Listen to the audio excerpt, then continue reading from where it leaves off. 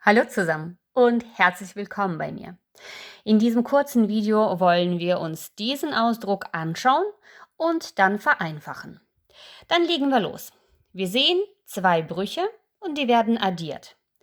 Brüche addieren wir, indem wir sie zum gemeinsamen Nenner bringen.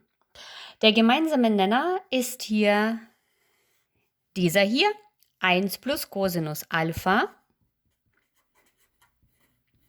mal Sinus Alpha. Wunderbar. Den ersten Bruch erweitern wir mit Sinus Alpha. Das schreibe ich hier oben auf. Und den zweiten Bruch erweitern wir mit 1 plus Cosinus Alpha. 1 plus Cosinus Alpha. Das heißt, hier im Zähler haben wir jetzt den folgenden Ausdruck. Sinus Alpha mal Sinus Alpha, das ist Sinus Quadrat Alpha, plus 1 plus Cosinus Alpha zum Quadrat. Okay. Als nächstes können wir hier für diesen Ausdruck die erste binomische Formel anwenden.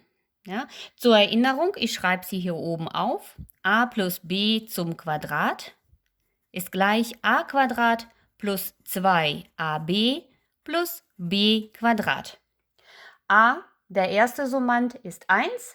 B, der zweite Summand, ist Cosinus Alpha. Also sieht das Ganze folgendermaßen aus.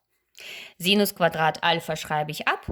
Und jetzt hier 1 zum Quadrat, das ist 1, plus 2 mal 1 mal Cosinus Alpha, also plus 2 Cosinus Alpha, plus Cosinus Alpha zum Quadrat.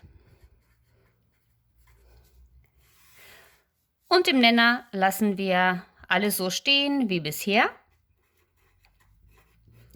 Schreiben wir einfach ab. So, was sehen wir? Jetzt schreibe ich Sinus Alpha und Cosinus Alpha nebeneinander oder ich merke einfach, dass ich diese Summe hier im Zähler habe. Sinus Quadrat Alpha plus Cosinus Quadrat Alpha. Und das ist der sogenannte trigonometrische Pythagoras, eine ganz wichtige Identität. Das ist gleich 1. Das heißt, wir haben 1, das ist Sinus Quadrat Alpha plus Cosinus Quadrat Alpha, plus 1, das ist diese 1, plus 2 Cosinus Alpha. Und im Nenner lassen wir alles so stehen wie bisher. 1 plus Cosinus Alpha mal Sinus Alpha. Ja, das schreibe ich nochmal auf hier. Sinus Quadrat Alpha plus Cosinus Quadrat Alpha ist immer gleich 1.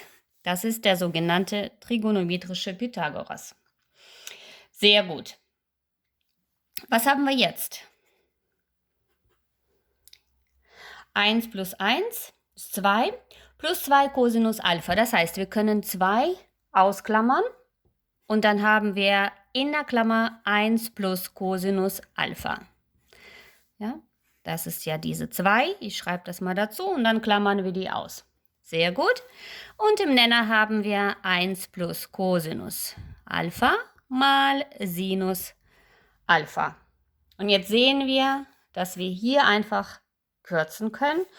Und dann erhalten wir 2 durch Sinus Alpha. Und damit haben wir diese Summe vereinfacht und haben einfach diesen Ausdruck erhalten. Wunderbar. Damit ist dieses Video zu Ende.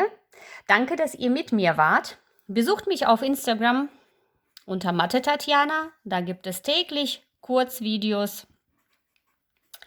Immer wieder Livestreams, da könnt ihr mir auch Fragen stellen. Ihr könnt die Fragen auch hier stellen, kommentieren. Ich freue mich auf euch. Bis dann. Tschüss.